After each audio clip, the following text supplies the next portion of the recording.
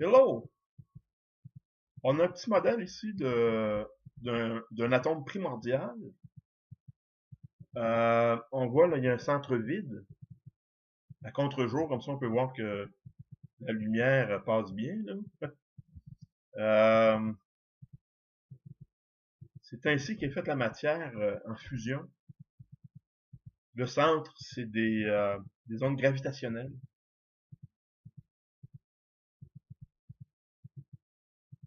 Puis c'est vide. Alors je vous le présente comme fou. On a 72 sphères ici. On voit qu'il y en a 8 pi, hein, 8 pi, là. Circonférence comme ça. Euh, on a 8 sphères multipliées par 3, 24.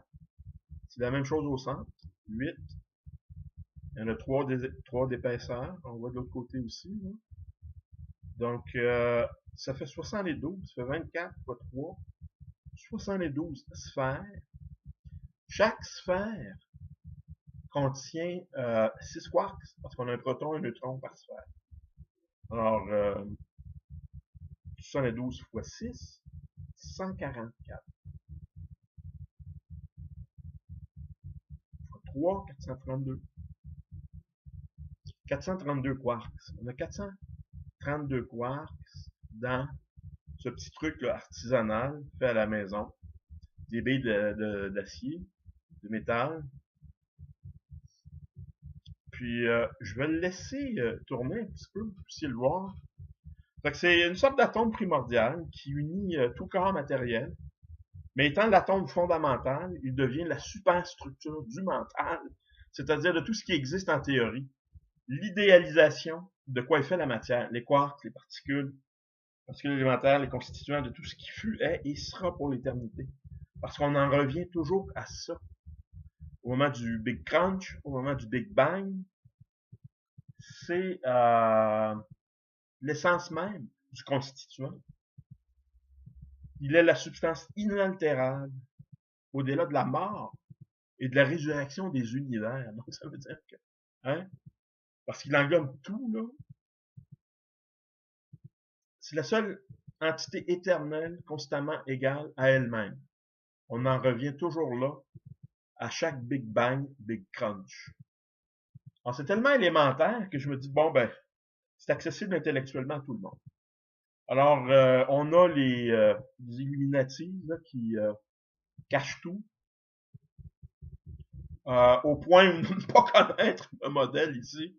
Alors, ça fait deux autres de véritables parias, là. Mais, disons que je suis pas là pour critiquer outre mesure le travail des physiciens, là. Mais disons que ça devrait les motiver un petit peu, puisque on a là quelque chose de vraiment élémentaire. Puis c'est sûr que ça n'existe pas pour la plupart du monde, parce que ça demeure invisible. Disons que c'est impénétrable. Et par ce fait, ça demeure très mystérieux, hein? Donc caché. C'est peut-être mieux comme ça. Moi, je vous le présente, c'est public, là. Je suis pas payé, c'est à mon temps. Alors, tant pis pour les physiciens qui voudraient peut-être s'accaparer hein, des choses. Des fois, tu as des petits bonhommes qui veulent se prendre des espèces de Napoléon de la science. Il y en a en masse. Presque tous mes amis sont comme ça. Alors que voulez-vous que j'y fasse? C'est les seuls qui survivent en plus. Bon, mais en tout cas, pourtant, on a ça ici, c'est la matière sous toutes ses formes, tous ses états. C'est à étudier. Il faut pouvoir imaginer la chose. Alors, un modèle, la modélisation, quand on passe par la modélisation, effectivement, c'est plus facile, n'est-ce pas? C'est beaucoup plus facile. Alors, ça me fait plaisir de le vous présenter. C'est 432 quarks. Si on le double, ça fait 864. Ça veut dire que tout ce qu'on a ici, là, on le réduit là, de moitié de la grandeur. Là. On l'insère au milieu.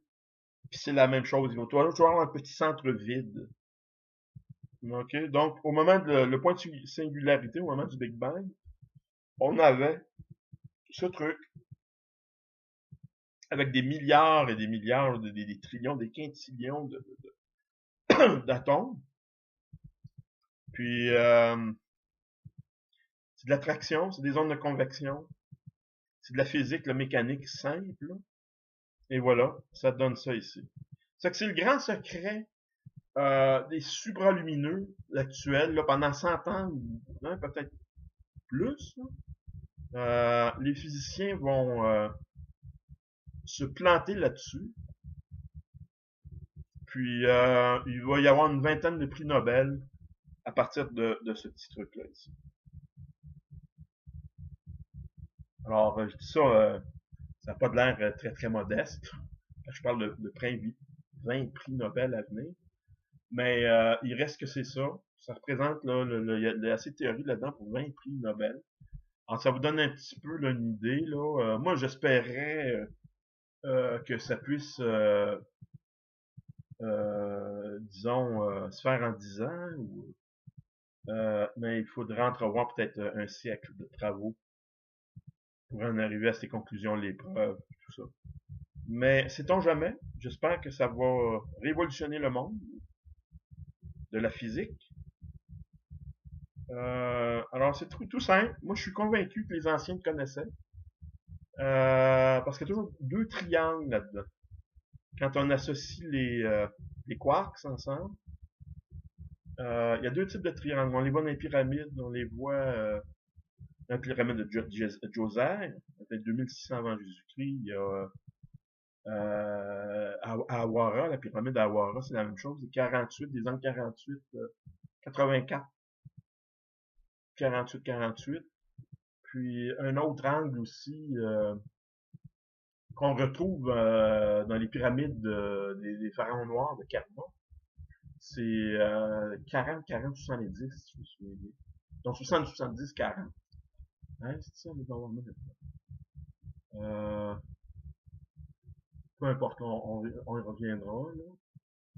Alors, c'est Platon lui-même qui le disait. Il disait que l'univers pourrait être constitué, fabriqué, si on veut, là, avec deux types d'angles isocèles.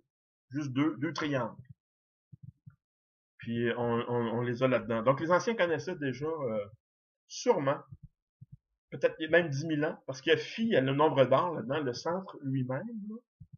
On a la circonférence, 8 pi, mais si on part du rayon du centre d'une des petites sphères pour aller au milieu, à partir du milieu, on a phi. Donc, la constante cosmologique, ce serait 8 pi pour les 8 sphères, divisé par 2 pour le diamètre. Ensuite,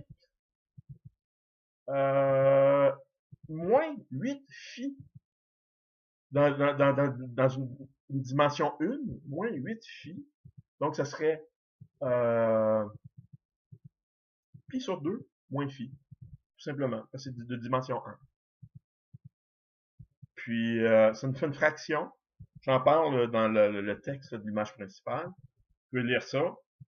Alors, ça me donne une petite idée. J'ai décidé de vous le montrer. Puisque c'est drôlement intéressant. Là.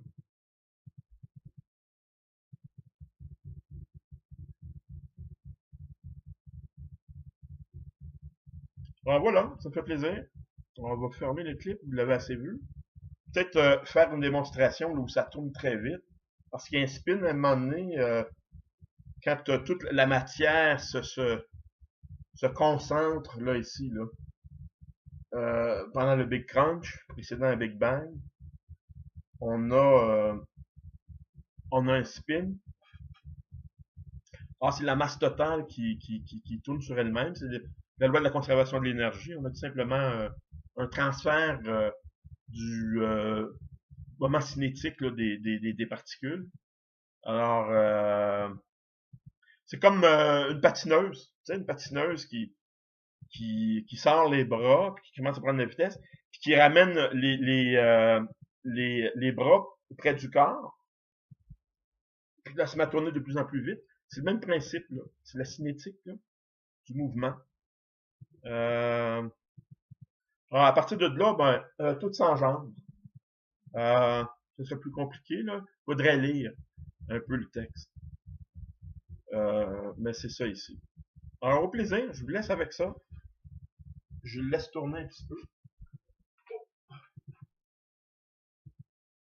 Je vous laisse regarder l'image.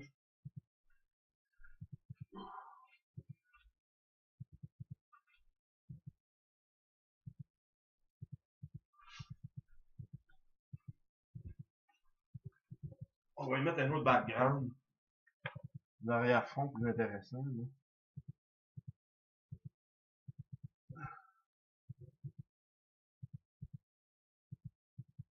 Que vous puissiez bien voir.